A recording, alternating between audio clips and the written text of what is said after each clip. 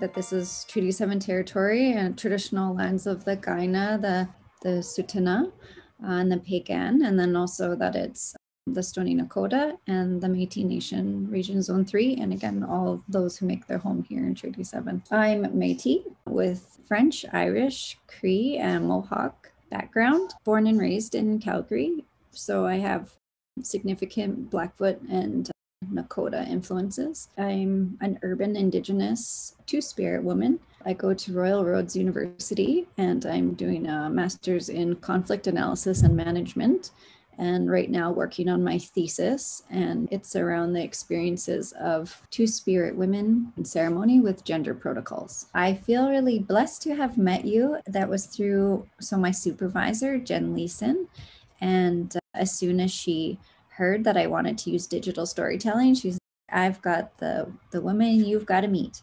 And so connected me to you. And I actually honestly don't think that I could have really entered into this process without my conversations with you. So I'm very grateful. I'm very appreciative. I feel like I'm moving into my research, trying to do things collaboratively and with community and reciprocally. And I feel like that was such a good start because that's where I began, was with you and you sharing your research. You paved the way and then sharing back to the community to say that you can do this too. I do feel so grateful to have just been like a big community hug to say you're included. And I think coming from a place that I don't always feel included for many different reasons, like layers, like being Métis or being Two-Spirit or being a woman or being urban. Academia seems to be a place where I do belong and I do feel that like hug and community. Yeah, so that's what I feel with you. So I'm really happy that. Thanks, Barb. Yeah. I was really excited when Jen Leason, who is also my mentor for the Aim High Network, which is the Alberta Indigenous Mentorship in Health Innovation, introduced us, because I felt like your project was amazing and a much needed project for two-spirited people to feel comfortable to tell their story, and digital storytelling, because of my past history with it.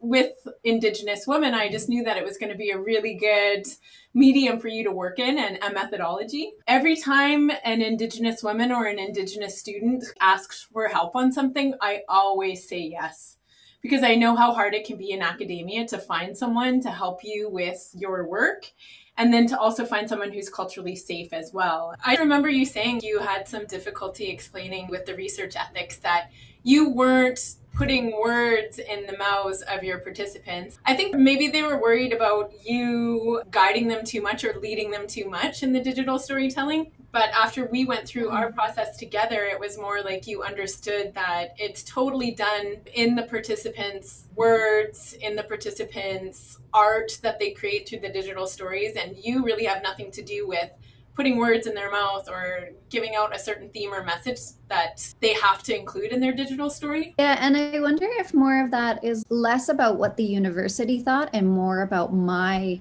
assumptions going into it. The research course I had to take before I started was very centered in Western ways of thinking, and there was nothing around coming at it from an Indigenous perspective or using an Indigenous methodology. I really felt like I was on my own to try and figure out how I was supposed to navigate that and how I could parallel it and share that language. I think I was pleasantly surprised after everything that it was well taken to, but having support to find my way was definitely lacking. That's not something that's Indigenous methodologies. It isn't a course that's offered that I know of in my program. That was the tough part. And I think I did make a lot of my own personal assumptions around this might not be taken well, or will I be allowed to do this? And there seems to be like the messaging to me in the class was you have to be this observer. You have to be totally outside of your research. You have to not be involved in it. And I was pushing for absolutely, I'm right smack dab in the middle and I'm going to talk about myself through the whole thing.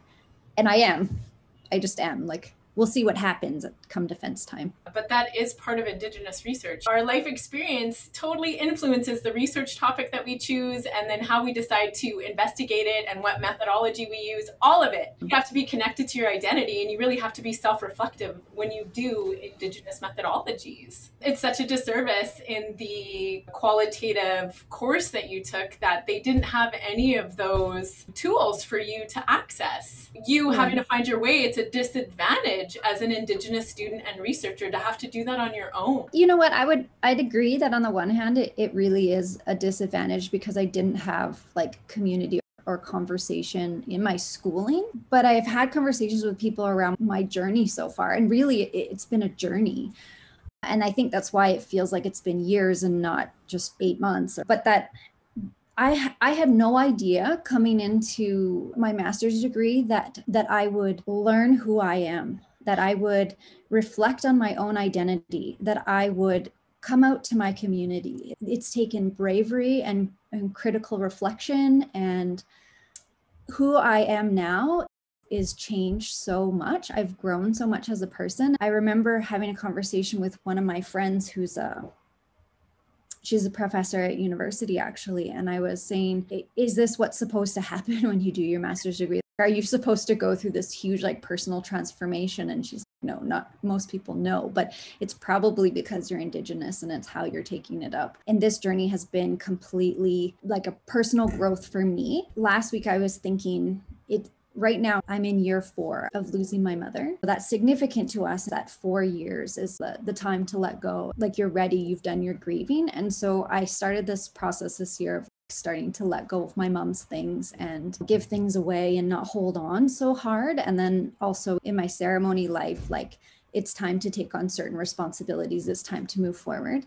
And then I thought about this journey that I've taken, and really my master's thesis is like a love letter to my mother. It really situates like the work that she's done and how I want to move it forward. I know I've told you that before. Coming to that realization of finding myself without my mother. What's my identity without her? What has she taught me? Who am I going to be? And this sort of message of when my mom passed, my husband said, you have to be your mom now. I kept asking, who's going to be that person for me? Who's going to do those things for me that my mom did?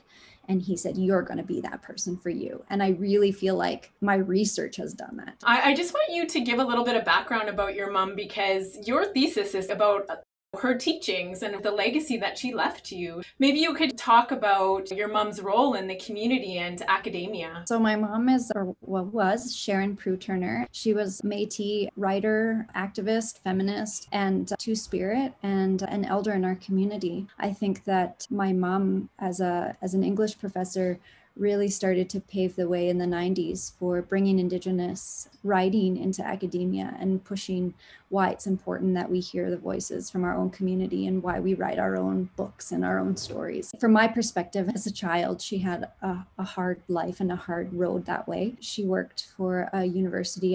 I won't say names, but she did work for a university here and was a first-year English professor. The feedback from the students was quite full of hate because she used so many Indigenous authors in her course, and non-Indigenous students didn't appreciate it and didn't understand why that was important. And so their evaluations of her were hard, and she ended up losing her position. And yeah, and it's a story that she would tell. I think there's some YouTube videos about it. I think she's written a story in one of her books about that experience and how hard it was. Not only that, but when she was doing her own master's, she wrote about her life experiences, which I don't know how much to say about that, but it was a difficult topic, let's put it at that. And so her thesis was sealed. So I think my mom, as a writer, she's a published writer, she wrote 7 books. I think as starting her writing career, that was hard for her to know that your very first, I know the blood, sweat, and tears you put into writing a thesis is this baby that you're birthing. And to know that she had this work sealed and nobody could see it, she couldn't have it published. And that's why we do what we do, is to publish our work. So I think just right out of the gate, it was difficult for her. But she didn't stop. She was tenacious. She persevered. And she was an amazing role model to me because she was walking 2 worlds. We're very involved in our ceremonial life. And my mom's teachings started when she was in her 30s, I think, like when she was starting to be, I don't know how to say this, but like groomed to take on ceremonial roles, I'd say. I don't know that my mother would actually say it like that. She never called herself an elder, and when people did call her one, she usually argued with them. But standing outside of that, I know very much people do did and do call her an elder. For my mom, I think she wanted to fight for those that had less, and for oppressed people, women in particular, Indigenous women and Two-Spirit people, any Two-Spirit people. And that was both in academia and within our ceremonial life. Not only did she pave that way in academia, and through her writing was incredible. She wrote poetry in the form of a long story. One of her books, She Walks for Days Inside 1,000 Eyes, really combines her life teachings as an Indigenous person in our traditional ways of knowing with how she sees the world, how she sees walking both worlds, trying to find your way living in the city. Anyways, I really could speak to her for a long time. She's It's important that people have background on who your mom was, and then she started to teach you her ceremonial roles. Yeah, for sure. I don't think there was like a point where she said, sit down, I'm gonna teach you some things. It was always done through everything. Going to the grocery store, there's something to learn, or I got little jobs, and especially when we were in ceremony, like I always sit here and I always do this. I thought that they were very serious jobs as a child. And now that I'm older and I understand everything, I realize my mom just wanted to involve me. Like she wanted to make sure that I was doing something, and in the process and listening. She was ill. She passed away from cancer in 2016. And she knew for about a year that she was quite ill. It became more and more important to her that both, me, my brother, and my sister carry on the work that she'd done. She was very vocal about it. It was very important. It was probably like 80% of our conversations for the year before she passed away was, remember this, and make sure you do this, and care for these people, and call these people. And my mom talked about leaving this world. And I was quite upset, obviously. I probably didn't take it with the grace that I could have. Accepting that someone you love is going to die is hard. But my mom put it in this way that she was completely at peace and said, Creator's calling me home. He has work for me to do, or Creator has work for me to do. I don't think she said he. I don't think she ever gendered Creator, sorry. But she just said, there's work for me to do. And so I've got to go. And I hope that I can get to a place in my life where I could accept it that easily and know that there's a purpose and a reason. So really everything she did was for the collective, the greater community. And those are really big shoes to fill. Thinking about, how am I going to do this? I remember sitting with her in the hospice and saying, my mom really valued education, and of course wanted all her children to keep going. Mm-hmm. And I said, what if I don't do my master's degree? What if I don't do that? What if I just become an artist? What if I just do my art? And she says, that's okay. It was so strange to hear that. I didn't expect. I think in her younger years, she would have said, no, you keep with it. But at that point, she's, what's most important is that you find yourself and you do what works for you. And it was interesting because I gave up on this idea of school. And then once my mom did pass, that's what I wanted to do. I wanted to go back to school, and I wanted to find a way that I could do both, carry on the teachings, the ceremonial teachings, and that responsibility alongside learning, and I guess like creating space for us in these institutions. I think we need more than just space on the land. Space on the land is amazing, and I'm a big advocate for us all going back to the land and our original teachings, but I also think there's space for us in academia. I just want to talk a little bit about when you started to do your digital storytelling. We were introduced, and then we talked on the phone, and I tried to explain it over the phone. I approached you to co-create a digital story together for your master's thesis. I remember our very first session, the first thing that you started to talk about was wanting to combine the teachings that your mom had given to you as a ceremonialist, and then still making space in academia for these voices that are marginalized, which is two-spirited people, making sure that they're safe in ceremony. I remember you saying that This was a love letter to your mom. And then you ended up using in your digital story, which was chapter 1 of your thesis, teachings from your mom, from one of her books, which was really beautiful. This is a really beautiful thing that I just heard you say. You said to your mom, what if I just want to be an artist? And then she said, well, that's okay. And then you decided to go back to academia. And then we found a methodology for you where you could use your art, you could use your singing, you could use your mom's stories, and you could use your own voice. It's like this really beautiful collaboration between you wanting to have those teachings, you wanting to be an artist, and you wanting to go back to academia. We found a space for you. Yes, I don't feel like I had to be someone I'm not, which I think is what I assumed. If I walk into that institution, I have to be like them. I have to learn how they learn. And I found I can be myself 100%. I'm more than myself. I found myself. So it's been quite a process. We co-created your very first digital story, and it was quite a process because you had some technical difficulties. But actually getting the story out of you was quite easy. We had about 3 sessions in total, and we spent the very first session, I think, took the longest because it was about an hour and a half to 2 hours, just me listening to you and reciting back what you were telling me and exploring exactly what you wanted to do in your digital story. And then it all just came together, this personal reflection on who you are as a person and as a ceremonialist and as a mother and where you fit in your community. At the end of your digital story was a call to action for your participants, for your co-creators. So I want to know how that went when you presented that to your research co-creators, your own digital story. I knew from the very beginning, years before I even decided to do this research, that if and when I did it, I would start with where I began, and that would be the Sky Woman story. So I think that was really important and why it came so easily. And then in getting to know myself and getting to know my mom through her writing, because reading her books wasn't something that I really actively did while my mom was alive, because we had so many conversations.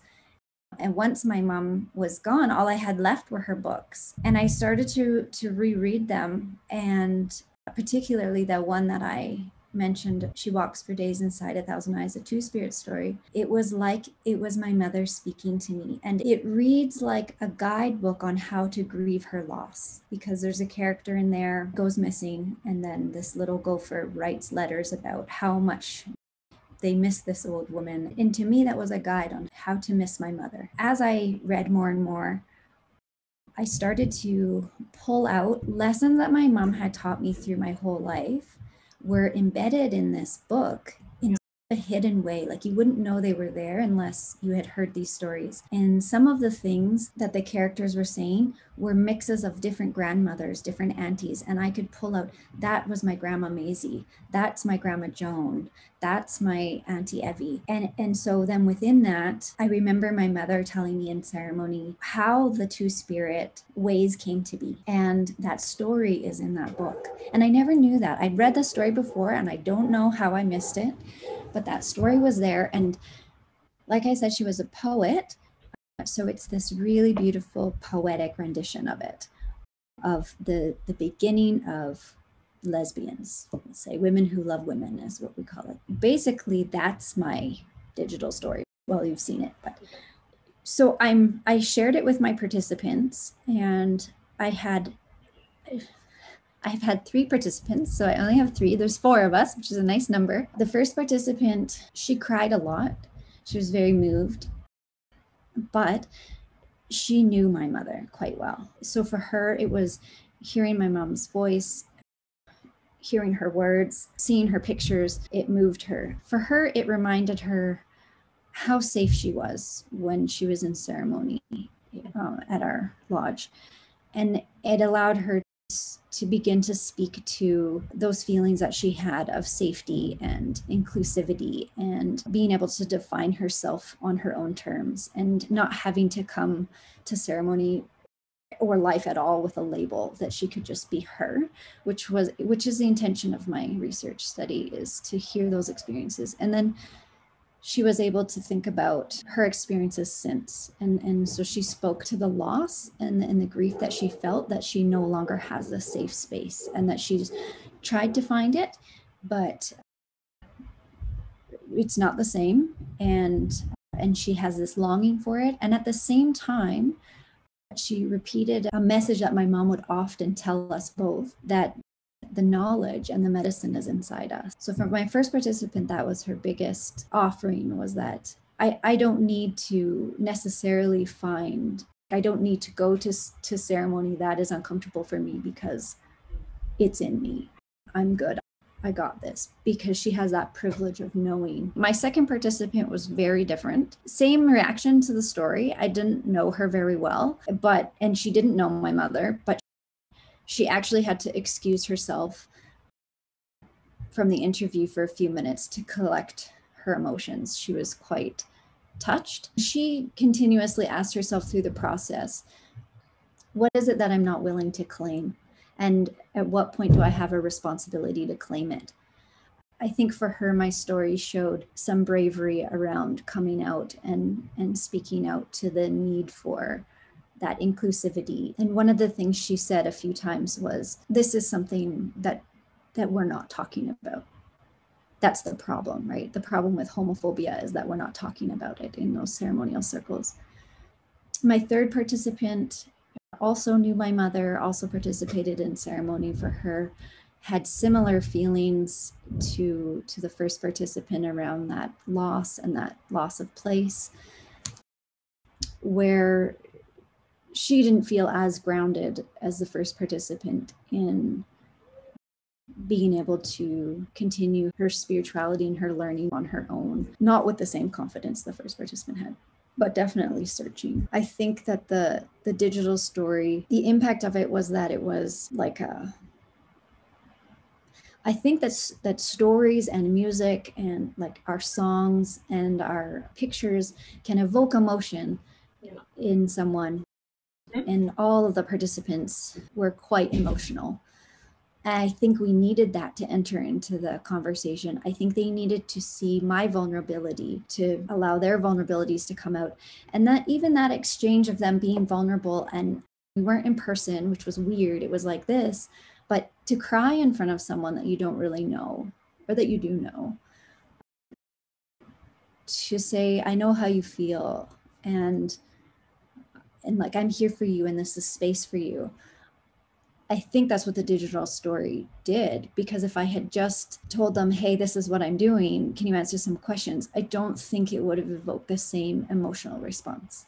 You cried in one of our digital storytelling sessions, and I told you people need to have that trust before they can enter into the digital storytelling process, and they need to let go of some of that heartache that they're holding on to, which, you know, for you were grieving your mom still, and then you were about to embark on this research project that was centered on your mom, on her teeth. And so I think it's almost like this cleansing that like needs to happen before you can get into the research process, but then also how hard the process is, because I took you through that whole process, and it's quite deep. It's not just superficial conversation. I'm just wondering how you found it virtually, because you and I did our process virtually because it was COVID this past summer, and it's continued to be COVID. How did you find it doing digital stories virtually? And then did you find a way to decolonize that space for them? I just finished writing about this, actually. It was very strange to follow our protocols online. I went for a walk with one of my best friends the other day, and she's a psychologist, or like a counselor, and she said, it's not okay. How we're interacting online is not what we're meant to do as human beings. Brain science shows us that it's not right to be in front of a screen, and that the way that she put it was, when you're with someone, you feel an energy from them, and on the screen, you don't feel that energy. And it's too bad, because there's so many benefits to this. Like, I would never have met you if it weren't for online. And I can only imagine like how I feel towards you, what that would feel like if we were in person, when I could feel your energy, or I could hug you, or I think it will be so much stronger. Our bond would be stronger. So definitely it's been very strange doing this process online. The benefit to it, I guess in my case, is that with all three participants, I have met them in person. You had a pre-existing relationship with all of them. Yeah. So, and you almost need that in order to do a digital storytelling project like this. I don't know if I could work as well with strangers on something so intimate, but Go ahead. Although I was able to do it with you when we were strangers. So that, yeah, I don't know. Yeah, but I have experience doing digital storytelling through my own research. And so I expect in how to do it. But if I was a new researcher and I didn't have any previous experience and I was trying to do it with strangers, I don't know if it would work as well. Yeah, I think the weirdest part for me was the initial offering, because when you're asking somebody for something, you give that tobacco offering. And I really, there's protocols that I think are quite flexible, but for me, that tobacco offering really isn't one of them. I'm quite strict about it. And that idea of like you're offering and you're waiting, like you hold it out. And if the person takes it, then they're in agreement and they're going to offer you what you've asked for. This virtual symbolism of me holding up tobacco and saying, here, I've got this tobacco for you, I'll mail it to you, was very strange initially while I'm still holding that tobacco, because I didn't feel like there was that exchange. So that part was the hardest. But as far as that moving forward, it's been okay. I'm making the best of it. And I think that the participants I chose are all about the same age as me. They're all pretty tech savvy. I didn't sit with them and help them do their digital story at all. All three of them said, I'm good. I know what I want to do. I'll get back to you. And they made the most beautiful stories. I've watched them several times, and every time I watch them, they still make me cry. So like, again, evoking that emotion. And I think about how I've written up my thesis. So I've got a written portion of our conversation, which is called Situating My Sisters, which puts them into context and speaks to the conversation that we had. And then there's a link to their digital story. So they've also all agreed to share their digital story publicly, which is, wow. I couldn't have asked for anything more amazing.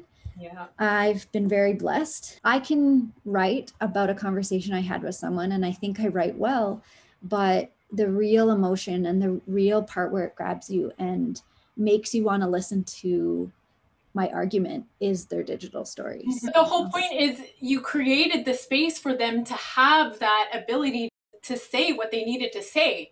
So that's the beauty of this methodology, is like a lot of participants, Indigenous people, don't feel safe enough to enter the research world, to enter that space to tell their story. So that's what you provided, and that's the beauty of this. So that they felt safe. It's a total reflection of who they are as a person and what they stand for. It should be in their voice as well, because their voice is so important to being in that research space. That's why I'm a huge advocate of digital storytelling, is because I don't always want to be the person talking. I take up too much space. Yeah, I would say the research is stronger because it's not my voice saying, hey, we need to do something. It's a group of women saying, here's how it feels to be us. I'm a huge fan of the digital story. I loved it when I started. I began just toying with the idea, saying, I think this will connect me to my oral storytelling roots, my own identity. It's evoked emotions. It's made space for women to tell their stories. It's created safety for them. It's creating inclusion for them. And I'm not the only one on a journey through this to find my identity. My participants are finding their identities. My participants are writing back to say, this has been an incredible process for me. Like, looking at what you wrote about our conversation led me to reflect on what I said and how I feel and what's my response. Again, like, what's my responsibility in this? So these participants are saying, I realize I need to do more. I need to claim more. It's no longer a call to action to the grassroots community. It's also this call to action for the participants and myself. Actually, that was a part I wasn't expecting, is how it would change me and how I create community gatherings. So does that make sense? Yeah, absolutely. And I think, again, as an Indigenous scholar, it's so important that we're always reflecting where we are in the collective and how we're helping, and what is our responsibility to the greater community, and also how can we promote and include a diversity of voices, which is exactly what you're doing. I think too, I've been thinking a lot about you, because when we first met, you talked about COVID and the impacts. And from what I remember is you were talking about like health impacts to Indigenous women. And I started to think about COVID impacts in general, because I started this as a plus student on a tight schedule, gonna get stuff done. I have really high expectations for myself. I'm like, not kidding. I have a heart attack from it. I could learn how to let go a little bit, but COVID has forced me to learn balance, and it's forced me to let go, because it is not possible to keep the timeline up that I wanted. I don't think that I'm going to finish my thesis on time. I think I'm going to have to get an extension. And to me, like, that brought up feelings of, I'm a failure, I'm not working hard enough, I'm like all these things. And then so not only am I like finding my identity, letting my mom go, changing things in the community, working on how we do ceremony, I'm also thinking, okay, I have this little voice in my head, like, you're in the middle of a pandemic and you need to survive. Put things in perspective, prioritize. So yeah, it's been tough. I thought a lot about those effects of COVID. And I think originally, like, I'm not affected. I'm introverted. I like being at home. To no, like, I really am. I'm missing connections with my community. I'm not able to sit on a screen all day and work and then write a thesis at the end of the day. I'm just not doing it. Yeah. And I have to be gracious with myself, and we all do. Yeah. I've had some really amazing conversations through Zoom, and I've made some really amazing connections, especially I'm doing this Decolonizing Research Series, and I just really decided this year to focus on connection and how I can make that, even though it's virtual, and how I can make that special for each person that I'm talking to. And what really brought that to light was you and I doing the digital story. It was a really beautiful experience for me. I really enjoyed it, and I know that it can be done. And we had never met before, but we had a very comfortable conversation. Your research really impacted me because I thought Indigenous women don't have enough spaces that are safe, but this is one space for them. This can be a really good safe space for Indigenous women to tell their stories, where it's not a public venue. There's not going to be people that are culturally unsafe saying things that are discriminatory or make women feel bad about themselves, or stereotypes or prejudice or any of that. So this is a really good space for us because we can control it. We can have these kinds of really open conversations. I do have a process before I go on a Zoom call to open my heart so that I'm ready to be present for my participants and or whoever I'm talking to. So I don't know if you had that kind of same ritual in your methodology, or how you prepared yourself to do digital storytelling with your participants. Yeah. Oh yeah. Like I've been smudging as we talk. I have this smudge going all the time. Before I do any work, I'm smudging my computer. I think in a way it's alive. And it's funny, I thought this, and then the other day I watched Maria Campbell speak through the University of Calgary, and she said the same thing. And I had a little giggle to myself. I'm like, yes, we just smudge everything, smudge the TV, smudge the screen. I think we can connect. There's cultures that believe if we both light a candle at the same time and we give a prayer, like we're connected in some way, even though we're across the world from each other. I think you're right, smudging or having a little prayer or opening. Yeah, so I started the process like that. I was thinking when you were talking though, when you're saying you're creating space for women through digital storytelling, one of my observations, for me, a recurring theme for myself and also one of my other participants, is fear, right?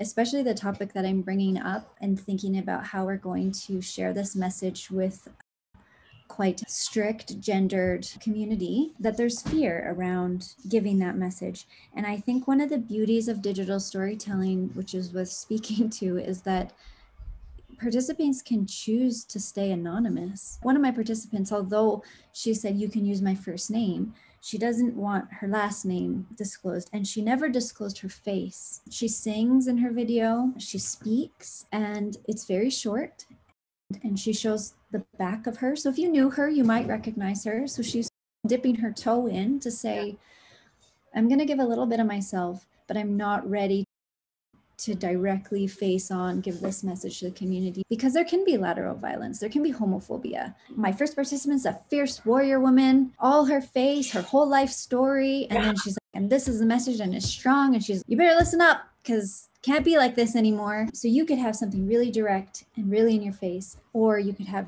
a very timid, hey, I'm quiet, I'm scared, but I need you to hear this. Yeah. Like, I think that's the beauty, is that range. Now you've been through the process of doing a master's thesis with an Indigenous methodology. What advice would you have for Indigenous students that want to do a thesis that's grounded in Indigenous methodology and is a reflection of who they are as a person? Oh my goodness, it's a big question. That's funny because I was thinking about it this morning. I think maybe to trust the process, like to trust that it's all going to work out the way that it's supposed to. And I know that sounds wishy-washy, but it's one of those teachings that my mom used to tell me, is everything happens for a reason. And it's remarkable sometimes how I see that unfold in my life. How I saw my research playing out in my head for the last few months has really changed. I didn't do exactly what I thought I was going to do. And yet when I went back and read this morning my methodology chapter around how I'm going to conduct the research, it all fit. Like, it just fit. I was like, oh, I did do that. Oh, I did expect to encounter this, and I did expect to think this, and then I did it, but I didn't think I did. So really, it's like trusting the process. If you're situating yourself in the research, you have to trust that you do things in a good way, you're moving forward in a good way, that these things are going to work the way that they're supposed to. But I'm very grounded in my faith and my spirituality. So I think that's where that's coming from, is that I've put a lot of trust in what my dreams are telling me and what my elders are telling me, and these experiences, that everything is going to work out the way that it's meant to. There's a reason that I'm on this journey doing what I'm doing. I think our research, like, not to sound dorky, but to quote Sean Wilson, like, research is ceremony. It really is.